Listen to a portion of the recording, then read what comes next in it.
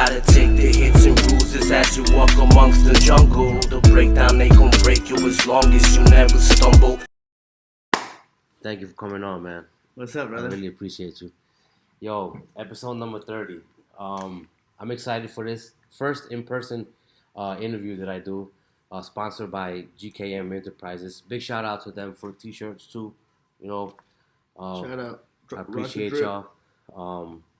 But I really appreciate you coming through, man. Taking time off your schedule to do what you got to do and come conversate for a bit. I talked to you briefly the other day when I was printing some shirts. What did you think about that? To walk in and see the experience of t-shirts being screen printed. So at first impression, obviously you think it's something a lot more complex, right? Because it's okay, screen printing. How do you do that? But then when you see what screen printing is, because most people don't even know, right?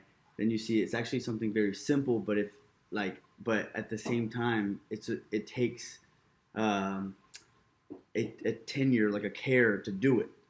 Patience is the word, right? Passion, yeah. Right? Patience and passion, because it's like ultimately, if you want to do it right, you got to sit there and work the machine. You know, you got to put the work in. You know, that's what it is. Yeah. My bad. My bad. But anyways, so I wanna talk to you because I came across your page and your content through your cousin Oscar, you know, which is the owner of GKM, and talked great things about you. And when I dived into your page and I seen everything that I seen, I was like, wow, like, how old is this kid? You know, how old are you? 26. 26. Yeah. Wow, that's inspiring, dog. You know, because at 26, I was just barely starting to get to change my mindset. You know, and somebody like you, the way you perform at the level that you perform in, you know that mindset has a lot to do with it, and we'll get into that, right? Absolutely. But I wanted to ask you, where did you grow up? Did you grow up here were you born and raised here in Georgia? So I was born here in Gainesville, and I actually lived in Guanajuato, Mexico, a place called Moroleon. So I grew up there from the time I was like 2 to just like a few years, bro. Like I remember going to school there probably till I was like 5, 6 years old, and you know, I only knew how to speak Spanish. So I grew up in Mexico. My dad was working here, and I was living there with my mom while she was getting her legal status in order. And during that time, like I grew up like, you know, on the daily, like seeing people walk by my grandfather's store, because we had a little store. And so it's just on my dad's side. So like, you know, he was an entrepreneur already, and I didn't even know it. And what I would do is I would steal his candy and set up my own table outside his store. And I'd be like, don't go in his store, come to my store. Oh, yeah. I was like 4 years old, right? But I grew up in Mexico, so it was very free like that, like very open. And then when my mother finally got her situation in order, we moved back over here, and then I never left Gainesville, Georgia. I just went to school, went through the whole K through 12, and went to college, did the whole college thing, and I didn't want to go to school, but ultimately what ended up happening was that I got a soccer scholarship, so I said, you know what, F it. You played soccer? So I played soccer for a few years. What position you play? Right back or left back. Sometimes I played center back depending on the system, but it's anywhere. I was just balling, bro. Just put me on the damn field, you know. I was that guy. But I wasn't. It wasn't. That's where I come from, bro. I just Gainesville. So you grew up around entrepreneurship. You can say that for sure. Early on my uncle was a salesman for a textile company in the town. Okay. So I would ride around his motorcycle while he was door to door selling. Wow. Yeah. So then you have my dad. He wasn't an entrepreneur per se, like officially, but he climbed the corporate ladder and he fucking dominated. Wow. You know what I mean? From the bottom to the top. So it was like, and I had to work it as well. I was working in the pollera too. That's crazy because people don't understand sometimes when it's beauty to climb in the ranks within the company, but you could really do that in real life. Yeah. Like entrepreneur, like what you're doing, you know, going out there. And we're gonna get into. I really want to get into the whole mega minds thing. Okay. You know, for sure. But so you were talking about Gainesville, how you grew up here. What high school did you go to? Chesty High School. Okay. War Eagles. That's down the street. Yeah. Okay, yeah. Oh hell yeah, that's fire. What year did you graduate? 2016. 2016. Nice. Yeah. So what happens after you graduate? So I graduate high school. I have a couple different options as far as like sports go. I was a place kicker as well. Like I played football, and I had a couple looks. But ultimately, I didn't want to go to school, bro. I wanted to go to school because my friends wanted to go to school, and because I wanted to party with my friends, and I wanted to be socially relevant in the scene. And actually, this is the first time I can really like think back to those moments where it's like I didn't necessarily want to do these things, but I wanted to be socially relevant. Like I wanted people to know who I was. Yeah. And so, I was out partying in the scene, making it happen, and then I didn't really care too much about school. I went and played soccer. We did great. Like we had a phenomenal team, and brought like for most of my college career, I was actually on the bench, but I was like, it was the best experience I ever had, and I'm glad I did it, but I didn't do the school part. So I actually ended up getting academically dismissed from college. Okay. Like, keep in mind, I get myself up to this point. I go to school to the point where I'm not really having to fund the school. Neither are my parents because I played soccer. Yeah. And then what happens is that you're this Hispanic kid with this standard, right, of you have to become something because we just busted our ass for you, right? Wow. You have to go through school because you're already in school. Like, how could you be so naive to flunk out of school when it's paid for and you're Hispanic? Like, you know what I mean? That pressure, right? That pressure of like, ultimately, I have to live up to a specific status. And that's where I think that a lot of people are now, that they can't get out of this game in their head that they're chasing the status of what the tios and tias think. With the primas and old generation. The old generation, the old school way of thinking. They have that mindset not because they're bad people, but because they had to do what they had to do to get to that point. Yeah, and at that time they weren't aware of mental health. Yeah, they were not only that, they weren't aware of a lot of shit. Like it was like they just got to where they could, and then it's up to the next generation to pick it up. Yeah, and to try to figure it out. And then when we try to pick it up, it's like it's fun when you're young, you want to be an adult, but when you get out there and you start seeing stuff, you're like, wow, and that's when we start breaking those generational curses, doing what you're doing. So boom, you get dismissed from college. Después qué pasa from that? So I didn't know what to do, but I remember I called my dad and I said, hey, can you meet up? So I met up with my dad and I was like, hey, I dropped out. I didn't even tell him I got academically dismissed. I told him I dropped out because that was my choice. It's it's one thing. It's like you go up to your parents like, yo, they me sacaron de la escuela. Yeah. because whatever. Because my grades, or hey, I'm deciding to drop out. Like it's a different conversation. Yeah. So my dad supported it. He's like, bro. He's like, did I go to school? And keep in mind at the time, my dad was already a general manager of 2 poultry plants in Gainesville already.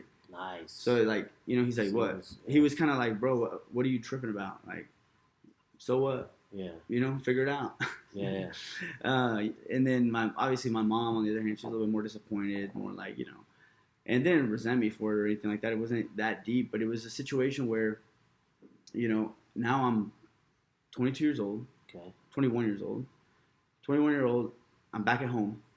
I just dropped out of college. Which ain't a bad thing because you're still 21. But I get your mindset. Yeah, my mindset was like it just, the whole, in my mind, the way it played out was, you go to high school, you go to college, after college, you're out. Boom, you're in the real world. Like, boom, you're in the ocean. You know what I mean? Yeah. So it's like when I missed that step, that last step to get to that point in my life, I failed. And when I failed, it was a rejection like I had never felt before, but I'm super thankful for it. And I held on, and it was one of those situations where I just had to find a different path. One thing I remembered from college was the only class I was ever good at was salesmanship. So I got into the car business. Nice. My cousin Paco Francisco, right? He's Oscar knows him. And Shout out to Francisco. shout out Paco, always, Paco. always, always. That's my brother. But I was like, yo, well, how much are y'all getting paid over there at the dealership? He's like, bro, at that time we were rookies. So he's like, bro, we're making like 900 a week. And I said, what? I said, bet, like I'm there, you know. Yeah. So I, interviewed, whatever. They told me straight up, like, yo, bro, we didn't really like need to hire you. It was one of those situations, blah blah blah. But that's dope.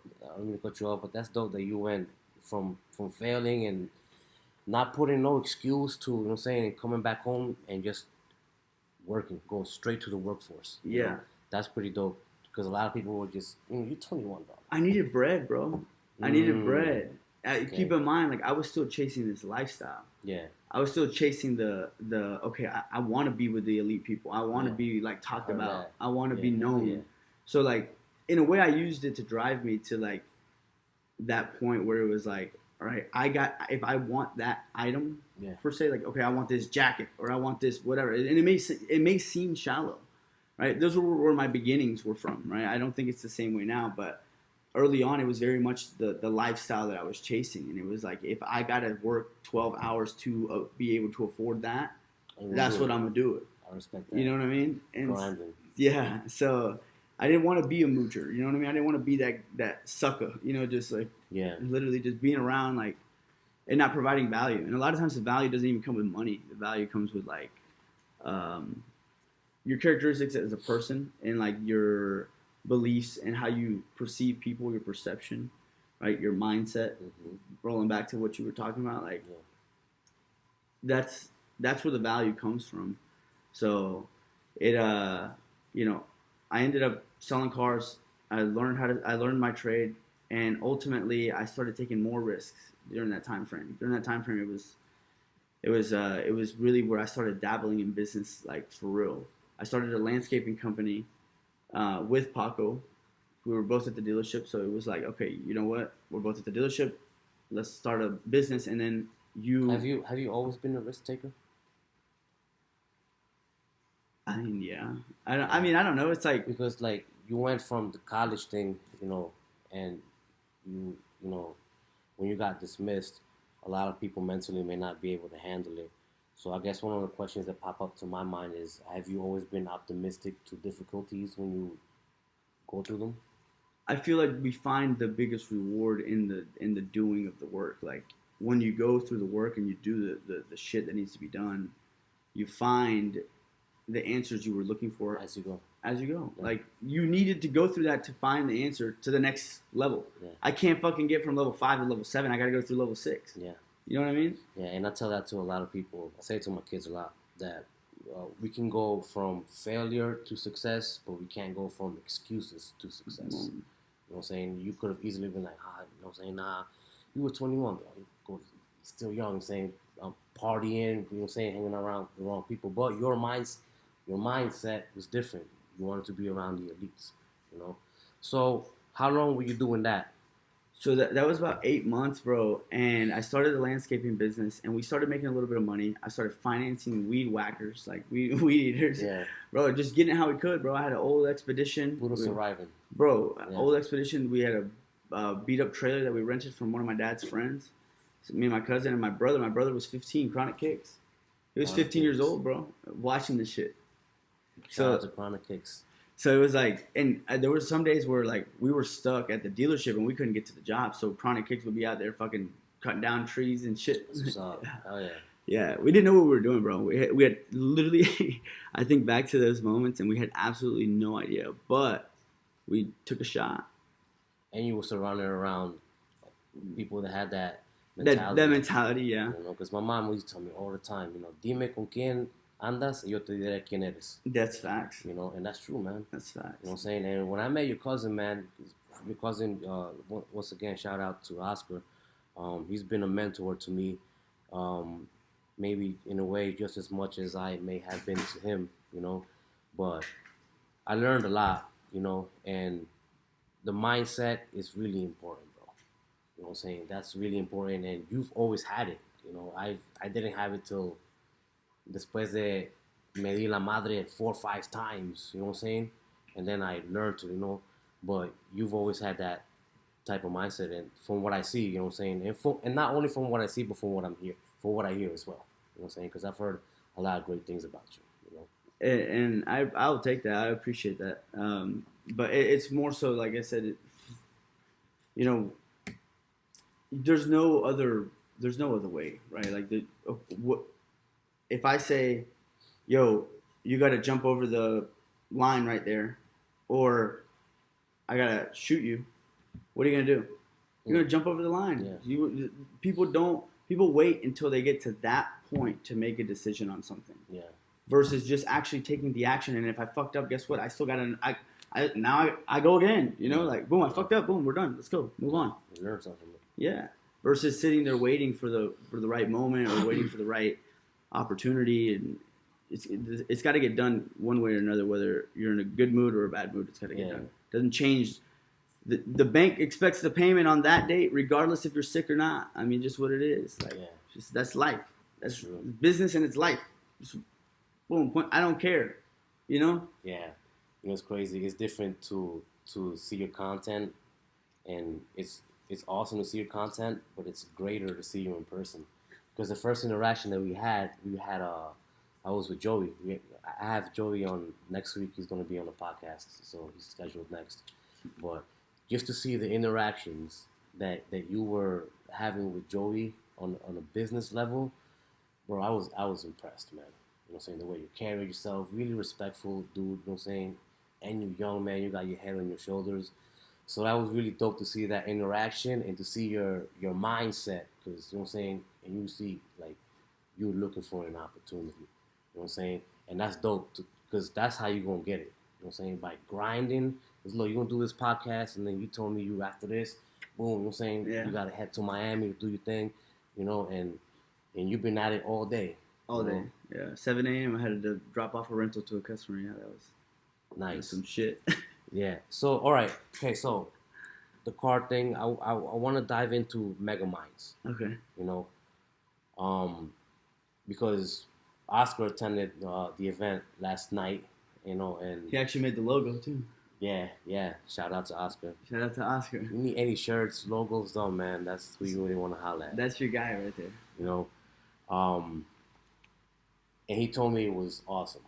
Nothing but interactions of networking. But like I was asking you, you know, what is Mega Minds? To somebody has never heard it. How do you present Mega Minds?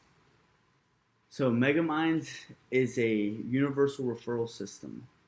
Okay, that's delivered to the consumer by a form of an event or a dinner, right? A show, right? This is where you'll see people that you wouldn't necessarily expect to see them together in the same room. Like you know this person from this and you know this person from this, but you would never imagine that those people would actually meet. And so I use it at the moment as a platform to interact the realest influencers, business people, high level, performers. Exactly. In whatever field it is, whether anywhere from, you're shoveling horse shit and you're the best one at it to the fucking CEO of. So it's different industries. Different industries, nice. Yeah. So it's like, wow. Yeah, wow, you gotta mix the pot, and then that's when something pops. You mix the pot. Oh shit! Now all of a sudden you got a cake or whatever. It's people aren't willing to do it because of their ego. People aren't willing to actually put people in the room because they think that he's bigger than it. Bro, I want to be the smallest motherfucker in the room every time. So you can learn. Exactly. Yeah. I'm only 26. Yeah, damn, I do. That's what's up. Hell yeah. Wow. So, okay. How did this idea of Mega Mind come? How did it spark? What was the first light? So, I think the first, it all originated from during the landscaping phase. I was also doing Amway. I was doing multi-level marketing at the time. And I actually started building a team. Nice. In it. And I started doing well. I wasn't making a bunch of money. I wasn't a millionaire and I wasn't making fucking crazy dough. But it was a little, extra little $600 a month. A little $300 here. And that's up something. So it was something, and I was building it with people. And so I put a lot of time and effort into that to the point that I ended up getting fired from my sales job. Why? Because I was missing work to attend events. You're grinding. I was grinding, bro. That was in 2019, bro. Wow. That was in 2019, and I was grinding, just meeting people. Like, that was just my goal. Obviously, shit hit the fan. COVID happens, and then I was out of a job very quickly. I was out of, like, my Amway business kind of collapsed, and then my landscaping business, I had been done. Like, I lost a bunch of money, and I was like, no more. And so I was at an all-time low, bro. COVID hits right at that time, bro. Got fired from my sales job. COVID's happening. 2020. Yeah, 2020. And so then during that time is when I really, really had to dig deep and find myself even more. And this is where I realized that your ego is what holds you back from success, and no matter what age. I'll tell you right now. That person in the mirror. Exactly. That's your worst enemy, man. Sometimes. Exactly. And that's why you gotta know thy enemy. You gotta know your enemy. Sometimes, not sometimes, always. You gotta know yourself if you really want to grow, right? People, I've heard. I worked for a company where I've never heard of this term, emotional intelligence, until they started to introduce it to us. And most people, I'm not gonna pay attention to that shit. Yeah. They gave us free books. I'm like, bro, I wasn't that tight. Like, not throw away, but like, yeah, I'll take it. I'll read it. I'll give it a shot. Yeah, I learned a lot, saying about myself and what you're going back to what you're saying, ego. Saying that, I've had that. I'm not gonna sit here and act like but I've learned to grow how to like not be that person, like you saying, be the smallest person in the room because you have a chance to learn. What I'm saying, you're surrounded by smart people. Some people get intimidated by it. I don't want to be here. Nah, you know what I'm saying. But other people that really want to learn, you know what I'm saying, they'll capture on, and they'll do that and learn. So it's my bad, son, but go back to your story. No, I appreciate you sharing that because it gives me a different perspective. Like, it's always little things that you'll pick up that are important. But basically, that's where my background comes in. We're gonna circle back to that story. Okay, I want to pause it there. Go back to Megaminds. Cool. Okay, so that's where Megaminds originally. That's where foundational levels were learned on this. Okay. Then years go by. I take off in sales, do all this stuff, right? And then Megaminds comes about because I end up leaving my corporate job. I end up quitting. One of the many times that I fucking said fuck you to the man in corporate, bro. But I ended up leaving. Sometimes it gotta be said. Yeah, bro. That's what it was, bro. It wasn't making any more sense for me. So I was like, you know what? I'm out. Like, I'm valued. My worth is more. And at this point, like, I've had an undeniable amount of result to back it, right? Yeah. It's not like I'm just being a little whiny kid that, whatever. No, bro. I've done it.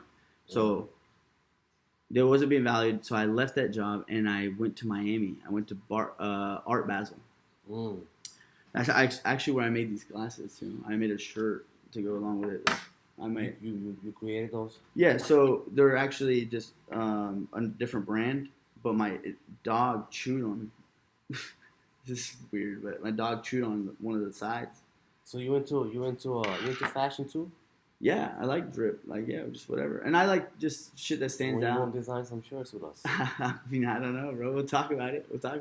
I have some ideas. You're a hustler. You sell them too. I have some ideas. Yeah, I have a lot of ideas, but I ended up making these glasses before I went to Art Basel, bro. So I went to Art Basel Miami, which is like just an art show, whatever. And I strategically went down there just to network. And actually, I was having conversations with AB Films. Okay. Yeah, I've heard of. I've seen some of his work. And so I'm having conversations with him, and I'm like, yo, bro, I'm about to go to Art Basel, and I need a network. And he was just telling me, like, giving me little pointers here and there. I was fresh in my content wave, bro. It's fresh in the content wave. And that after that trip to Art Basel, I later went back with my boy Azarel. He's one of my partners out there in Miami, and he's my brother, bro. He's a great human being, but he helped me shoot some videos. Nice. And so we were like launching little videos and things like that. So then I started, like, my mind started going, and I started seeing how people in Miami moved. like how they were about. Started peeping the scene. I started peeping the scene as far as like, bro, how is everybody fucking plugged in, bro? Right. Everybody in the world is fucking plugged in. Connections, man. That's crazy. And I'm like, bro, and the reality is, bro, that the people down there understand that the more people they are good with, the more connections that you have, the more access you have to things. Bigger, bro. It's just bigger. But here, specifically, and I'm not going to sit here and talk shit about Atlanta because I love Atlanta.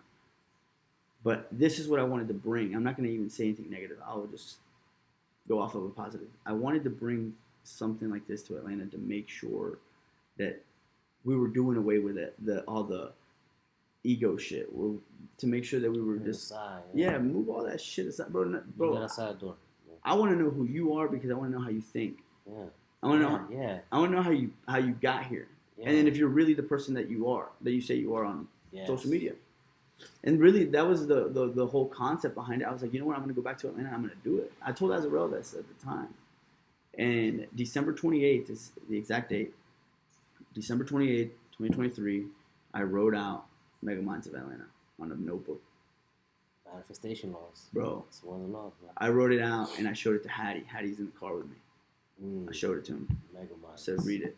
And then I said, what do you think? And he gave me a few pointers here and there. Boom, we added some stuff. We took away some stuff. Boom, I signed off on it and I stamped it. I'm a notary. I fucking stamped that shit.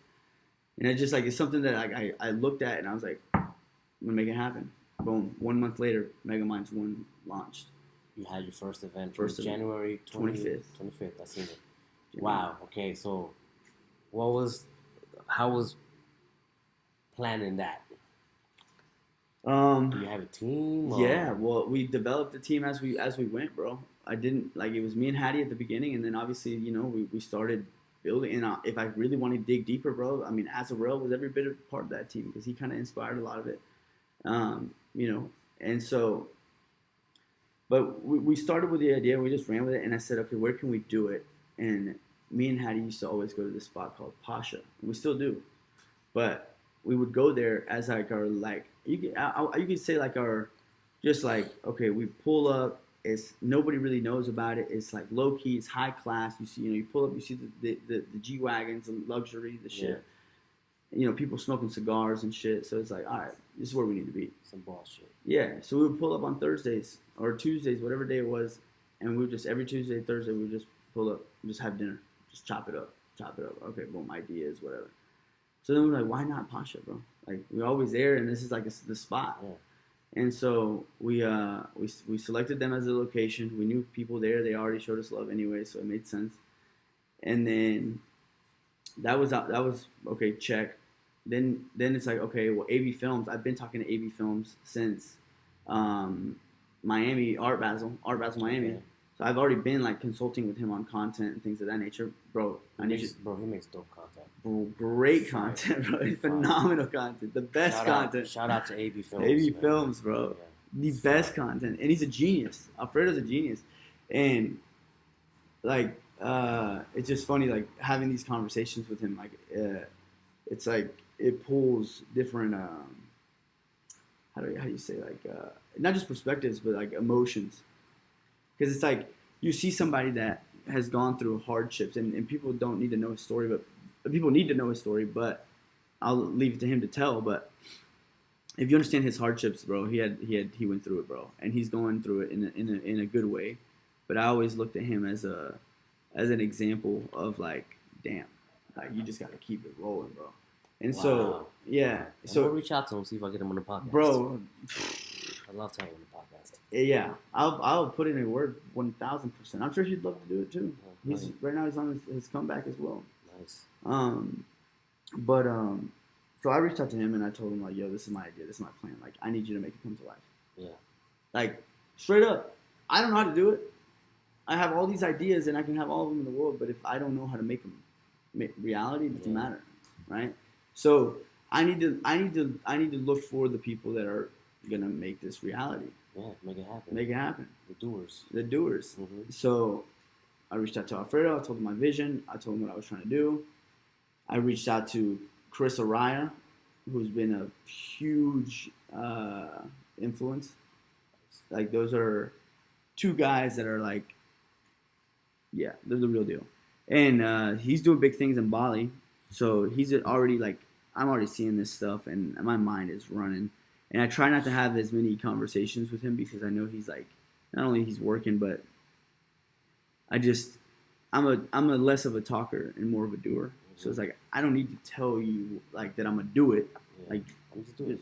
you just watch it happen. You know, It's already done. it's already done. Yeah, it's like, and so me and him had a great conversation that really kind of like sparked a lot of stuff. And then after that, I was like, okay, I got the location, I got the film. Okay, so then I was like, now I need the money.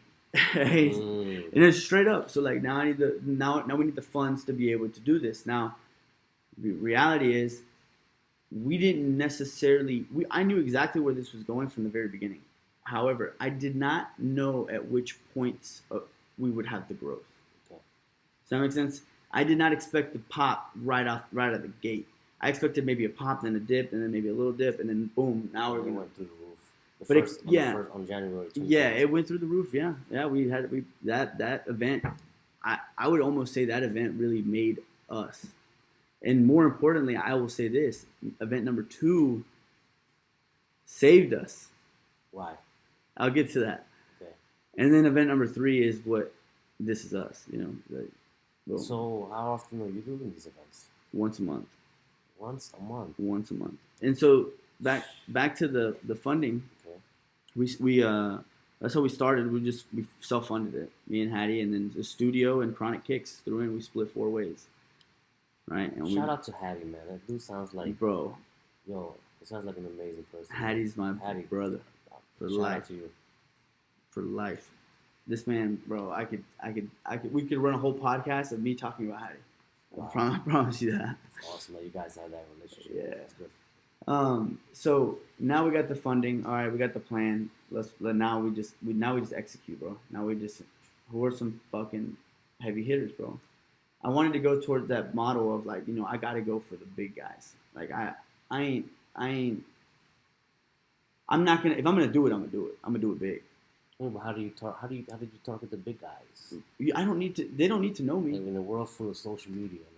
It's the easiest time to target big guys in a world full of social media, because all you do is target the people around them. Say no different from in the streets, okay. Right? You know what I mean? So you just randomly started sending stuff to people like, hey, come attend our show. No. I mean, I'm sure you were calculated, right? Who you were inviting. Yes, right. I did not. So one of the 2 principles that we stand on, right, that Mega Minds Atlanta stands on, is impact over income. Okay, if you make enough impact, the income follows. Okay? And quality over quantity. I don't want a lot. I just want the best. Yeah. You know what I mean? Oh, yeah. So that was the target, right? So I reached out to the people that were doing it. Now, keep in mind, though, I was putting in the work 3 months prior with the content already. So you were making connections. I was already making connections, and I was already putting in the work in that sense that, like, okay, now, this guy's dropping content now. Like, he's popping up a little bit more. Yeah. I still don't have, I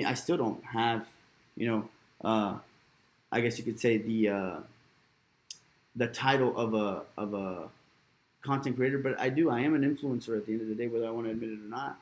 And it's like a great influencer too. Thank you.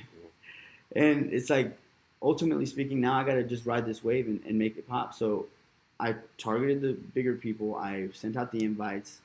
I DM'd them. I managed, through a connection, if I could get a phone number or something, boom, trying to make a phone call here and there. And it just kind of played out how it was supposed to, though. In all seriousness, because we didn't really try very hard to we sent out the invites that we sent out, and we just believed in it, and it showed up. That's when you seen that first. So what was the growth from the first year to the second year, percentage-wise? So, wait. As far as the people that attended. Oh, okay. From the first event to the second event? Yeah. Okay. So we had around the same numbers. Now, the only thing is, I actually think we had less at event number 2. But event number 1, we had 13 people, right? And it was an awesome launch, awesome success. It played out pretty fluidly. We had planned for this. This wasn't I feel like it wasn't necessarily a shock to the people involved. Because they knew about it. We already knew. We already knew what we were launching. I already had people lined up, like for us, like like the people you see, right? And the only thing I was missing at that point, after launch one, was a brand. Okay. Okay. So that's okay. That's when Oscar comes in town, right? Like that's when he comes around. That's when he comes, and he's like, in a sense, he's putting in the work in the sense of trying to get my attention. Because the thing is, like, when I finally realized, okay, I need a brand, I need a logo. I didn't think Oscar or GKM, because I thought of GKM as screen printing, right? But then I said, wait a second, whoa. Can you just make me the logo? Yeah. You know what I mean? Like, just make me the logo. Yeah. And then I gave him zero context. Like, bro, that's the beauty of them. Like, they'll make it happen, man. You just come with them and somewhere an idea, and they'll make it happen. I gave him zero context though, so I didn't like the first one. But then I gave him context, and then he presented the idea to somebody else, and they put together what they needed to put together. And I think it's a very simple logo, but it's hard for what it for what it represents, for what this event to be. It's like boom, man. Dope logo, man. Bro, it's a fire logo. GKM Enterprises. He's the connector to the logo. T-shirts, banners, anything you need, hats, embroidery. Big shout out to Oscar, man, for real. Facts. And so then that's when, event number one happens. We get the content, because keep in mind, I mean, AB Films, we had to pay up. I mean, straight up, it's a company. That's my brother, but he charged me. You know what I mean? It's what it is. But I knew he believed in the vision, and I was willing to say, you know what, like, come on. Like, run it. I know. So the first event happened, right? And for what your goal is, just not making it happen just to happen. Did you get some leads from that event that made some things happen? Yes. Okay. And also too, I saw amongst the group, like, that people were making connections on different stuff, and like, you know what I mean? It wasn't only it's like a spider web. Oh, it's a spider web. Yeah. Wow. And that's the thing, like. Even like last night, we had Will Rivera, who's big on, he's big in the Amazon space, right? That's what he's known for. But he has investment groups, real estate, the whole 9 yards. The guy's killing it. He's young. He's 24, 25 years old, killing it. But he's big on social media. Then you had Don Pablo, who's Pablo Salamanca. He owns a roofing company, or roofing supply company, I should say, Preferred Roofing. And so they were both like, at the event. These are both big people that I know both, but I'm like, you know what, y'all need to meet. And then watching that dynamic is a whole different game too. That's what you were speaking about earlier, about putting your ego aside. 1,000%. Hey, wow. 1,000%. It's like, I don't need to be involved in what they got going on, but what they got going on was born where. Wow. You know what I mean? Yeah. So that's just another accolade under my belt. You're the root of it. I'm the connector at the end of the day. You know what I mean? So it's like, I feel like rather than trying to be, okay, I'm the man, right? Okay, yes, I'm the man 1,000% in anything that I do. But I also recognize that, did it die? Okay. I also recognize that at some point. Is this still recording? I could edit that out. I could edit all of this out. All right. I just want to make sure it's still recording. All right. All right. So, ultimately speaking, if you want to be the man, right? Be willing to fucking step aside and just, be the fucking magnet, bro. They'll always remember you. If they make a fucking $1 million and you get $0 out of it, guess what? Be the magnet. Wow. Yeah. So I'm saying, if they fucking make trillions of dollars without me, right? But then they look at it and they're like, well, where did we even? Wait a second. Yo, no, Jaime put us on. Mega Minds, right? Yeah. So now what does Mega Minds represent? A platform where you can connect guys like that to make trillions of dollars. Yeah. Wow. Mega Minds, that's fire. And so it's just it's just a thing. It's just a thing, you know what I mean? It's I didn't put an agenda behind it to begin with. Like, I didn't say like, okay, this is what we're gonna do. It was more like, this is the vision. I know where I'm going. You're gonna figure it out. The rest of the way, bro, I know I need a badass fucking team, and I know I need to just hustle, lead by example. So what's your plan for the next 5 years now? Bro, 5 years. What is that? I'm 26. I mean, I have to be a millionaire by 30. That's done. Like, that's just right there. So you gotta take the hits and bruises as you walk amongst the jungle. The breakdown they gon' break you as long as you never stumble.